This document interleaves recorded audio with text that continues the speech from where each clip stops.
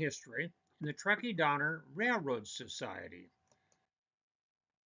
And last December of 2025, the Department of Interior named the old Chinese camps on Donner Summit a National Historic Landmark.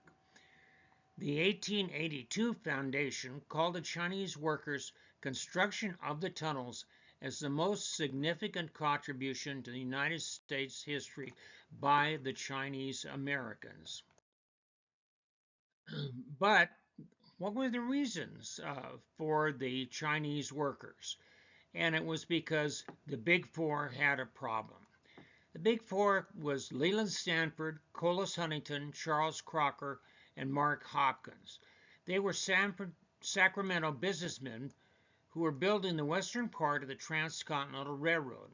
In 1864, this railroad, the Central Pacific, was moving at a snail's pace, having laid less than 32 miles from the Sacramento beginning point. A shortage of reliable laborers threatened to further curtail progress railroad construction. Work was also slowed because newly hired European Americans would quit after just a few weeks and go to the Virginia City Comstock mines where conditions were better. Meantime, its competitor, the Union Pacific, was laying track rapidly, having extended 250 miles west of Omaha, Nebraska. If the CP didn't get a move on, the first transcontinental railroad would be largely a UP project. So Crocker and the other Big Four members had to come up with a solution. So Crocker, who was the chief contractor and construction supervisor, told his foreman that he wanted to hire some of the Chinese who were working in California mining for gold. Stobridge thought that the Chinese were too small and frail for railroad construction work. Supposedly, Crocker replied, they built the Great Wall of China, didn't they? Stobridge, desperate for more laborers, decided to give it a try. In January of 1864, Crocker hired 21 California Chinese to test how well they would work. They did such a good job that the Central Pacific began to hire all the available Chinese in California. The workforce grew rapidly. By 1865, the Chinese comprised 4,000 of the 5,000 workers on the Central Pacific. A year or two later, there were 10,000 to 12,000. That was about 90% of the total railroad workforce. Discouraged Chinese miners from Dutch Flat and other gold country towns were among the early CPR workers. But the Big Four ran out of California Chinese to hire, so they started hiring directly from China. They hired a labor contractor to recruit from Guangdong province. That was the most westernized area of China because the emperor tried to limit Europeans to Guangdong province. The province is near present-day Hong Kong. New ideas from Europe were transforming China at the time. There were forces driving the Chinese from their native place and others pulling them toward the American West.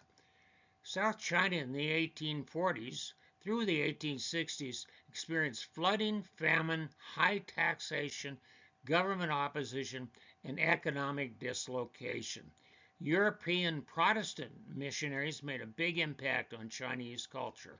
The most evident in the South were the Christian-based Taiping rebellion spread north led by Hong Sheng-Quan, a man claiming to be the younger brother of Jesus Christ, and he threatened the Qing emperor. The loss of life in the rebellion was huge. It's estimated to be between 10 and 30 million. The emperor ordered immediate execution of the rebel leaders when they were defeated.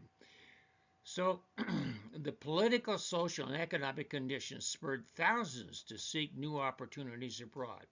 California and the American West was attracted because of the discovery of gold and the promise of instant wealth. Guangdong farmers heard of the California gold rush, called Gold Mountain in Chinese, and they saw letters from those who traveled to Gold Mountain.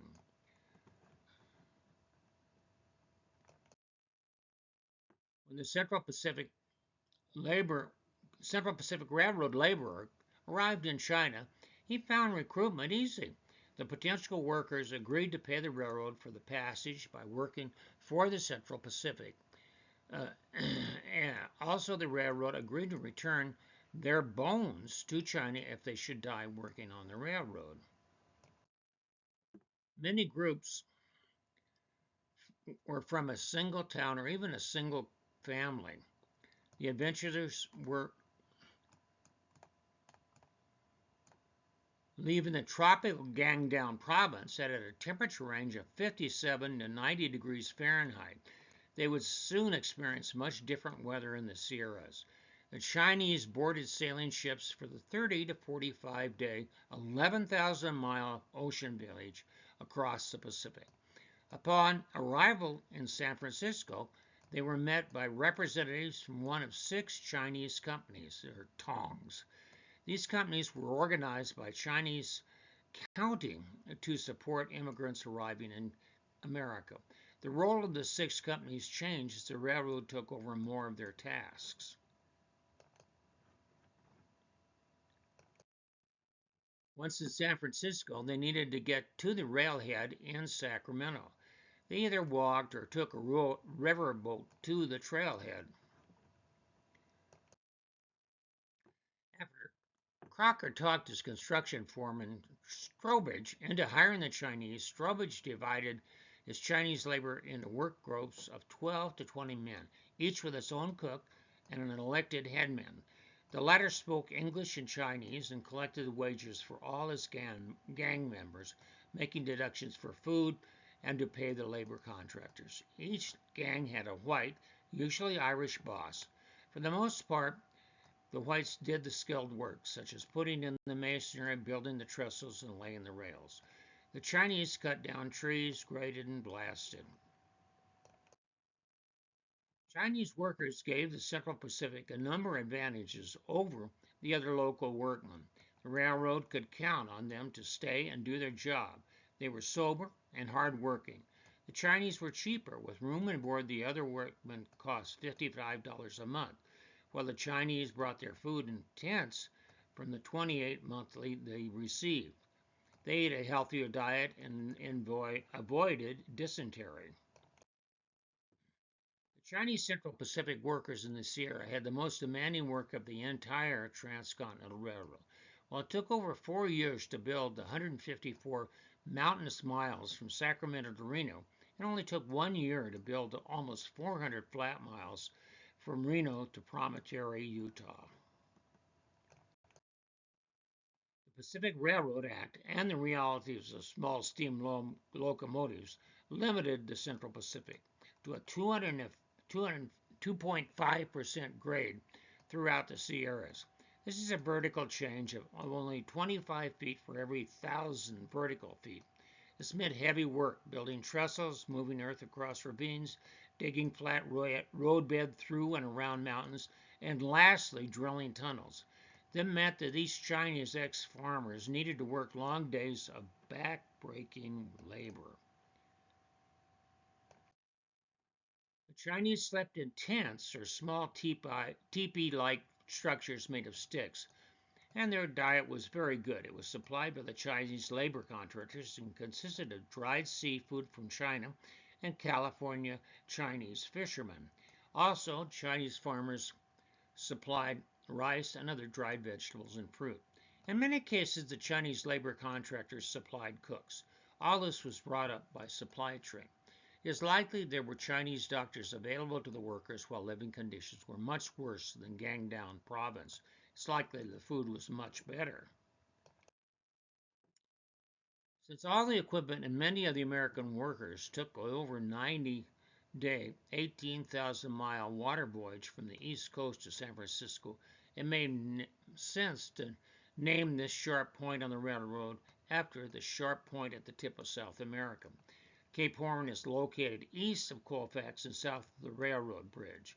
that spans I-80. It's a 3-mile long precipitous gorge of the North American river's North Fork is below it. Given the 75-degree slope and the river running a couple of thousand feet below, the construction was very challenging. No roads or even trails existed. Engineers ruled out boring a tunnel through the grade. Instead, crews carved out a railroad bed along the slope, an operation that required countless rock cuts and much, much blasting. The Chinese could take pride in their accomplishment, but there was no time to rest. Building the railroad of the Central Pacific was a labor-intensive pick and shovel operation. Once the shovel man filled a barrel with rock or dirt, the wheelbarrow handler ran to the roadbed edge, dumped the load, and then ran back for a refill, as though they alone were responsible for building the road. Beyond Cape Horn, work crews had yet to fill hundreds of gullies and ravines and built 8 trestles from 350 to 500 feet long with spans from 40 to 100 feet high. Although constructed of sturdy timber and laced together and steadied by rows of horizontal beams, the trestles still frightened many passengers who wondered whether the structures could support the heavy locomotives. As the construction reached the top of the Sierras, the Central Pacific faced a major problem in drilling tunnels through the Sierras.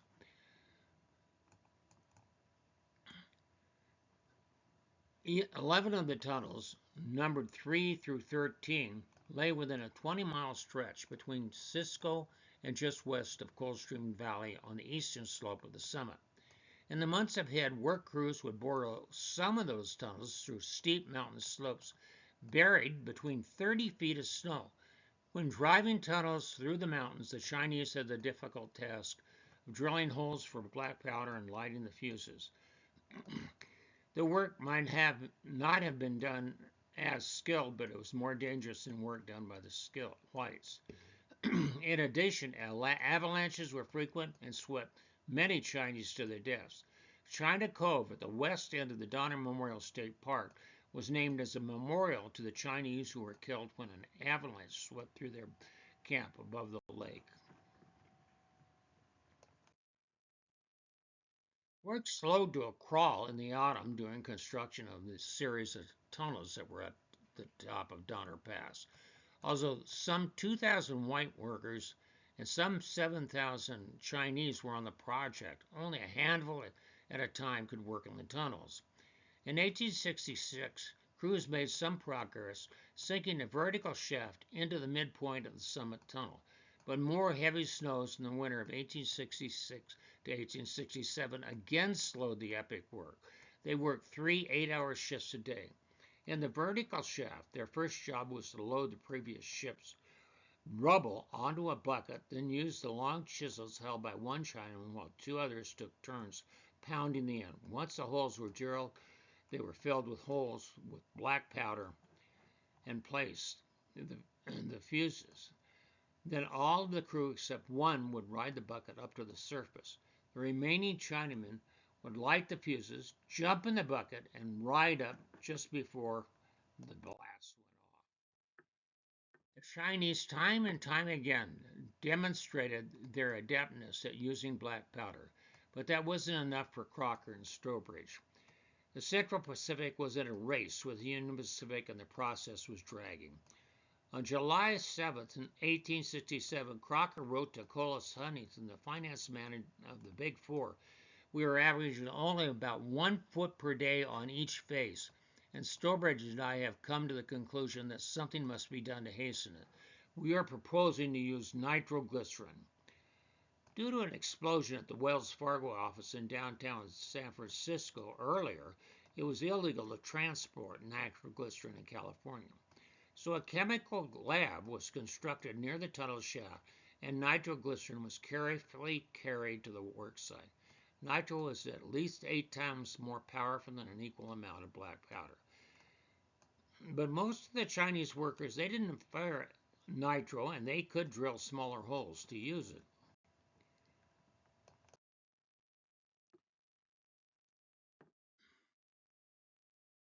number of Chinese workers had moved to trucking and were already laying track and trucking.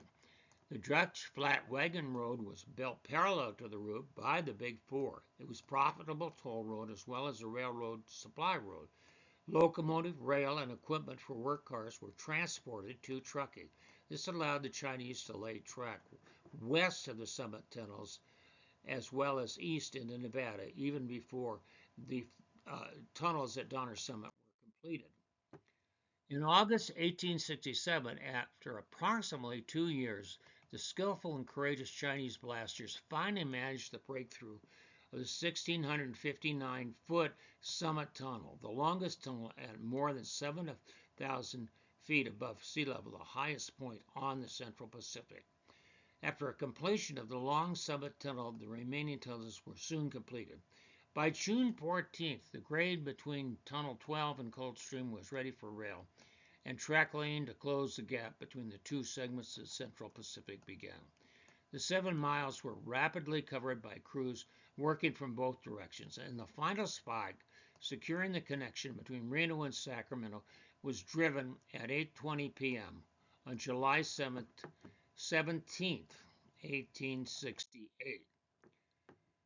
At 6:30 on June 18th, the locomotive Antelope departed Sacramento with a train of one freight car, a baggage car, and 3 coaches. It ran all the way to Reno, arriving at 8 that evening. The first train to run through from Sacramento. The train returned to Sacramento the following day, and thereafter there was a regular service between Reno and Sacramento.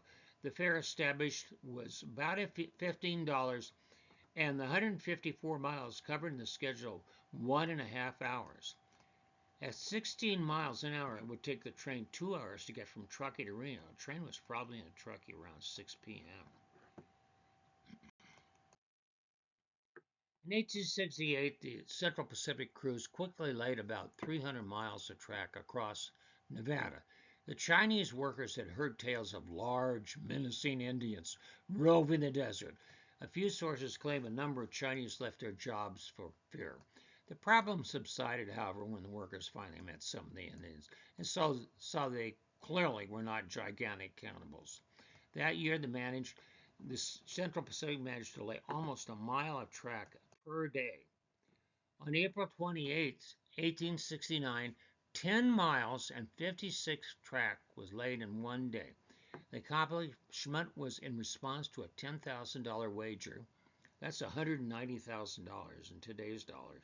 That Charles Crocker has made with Thomas Durant of the Union Pacific. That his workers were capable. That Crocker's workers were capable of doing what seemed impossible. A squad of 8 Irish rail handlers and a small army of 4,000 workers, mostly Chinese, accomplished the feat, working between 5 a.m. and 7 p.m. with a midday break after laying 6 miles of track. The teamwork was like a choreographer, orchestrating a complex dance sequence. Everyone moved with rhythm. The accomplishment has not been matched even in modern times. The names of the 8 Irish workers were recorded by the rail, and they were held in a parade in Sacramento. None of the Chinese workers' names were recorded. They were forgotten, so they remained nameless. On May 10, 1869, a California governor, Leland Stanford, drove a single golden spike into the final tile with a silver hammer. For the Southern Pacific, the rail lines from the east and the west were joined. A telegraph operator sent a single message, "Done," to let the whole country know. But the Chinese workers who did so much for the railroad weren't represented in this photograph. While Chinese did get much publicity for the work they performed, construction foreman Sturbridge invited the Chinese labor supervisors to dine in his private car after the Golden Spike ceremony. At a reception with reporters, military officers, and other visitors, Sturbridge acknowledged the great contribution the Chinese made to the construction effort and warmly thanked them. Newspaper articles noted the rare spectacle of the Chinese workmen and the white male dignitaries sitting down at the same table. Almost 150 years later, the Chinese American descendants of the railroad workers corrected the photo with an all Chinese American pose.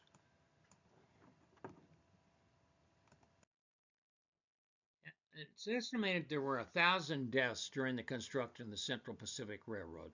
Snow in the winter of 1866-1867 left 11,000 workers trapped on the banks of the Truckee River on the eastern slope of the Sierras. Avalanches occurred. Chinese shanties were hit by avalanches at least 4 times. One of these avalanches hit above Donner Lake, killing a number of Chinese. The Cove Donner Memorial State Park's China Cove was named in reverence to those who died. Chinese practice was to bury the deceased at a later date, and the remains in a box in a ritual fashion. The bones would then be shipped back to China to be reburied in the homes in their village. So what did the Chinese workers do after the railroad was completed? Many settled down in towns along the tracks. Of the approximately 11,000 Chinese who ended up at the Promontory's Utah territory, some drifted back to Nevada or California. Some returned to China with their savings. Others remained in Utah. Some were retained by the Central Pacific to maintain the railroad they just completed. Others found employment around building railroads elsewhere in North America. Those who stayed with the Central Pacific became suction hands. About every 12 to 14 miles, the Central Pacific had a section house along to keep the track up after it was built. And in each one of these section houses, they had a section boss. He was usually a big, burly Irishman. And then he usually had about 30 Chinese coolies working on him. That was a setup all the way from Ogden to Roseburg, California. They worked 12-hour shifts and in the evening took hot baths and played their unusual Chinese music on the large gong and the two-stringed fiddle.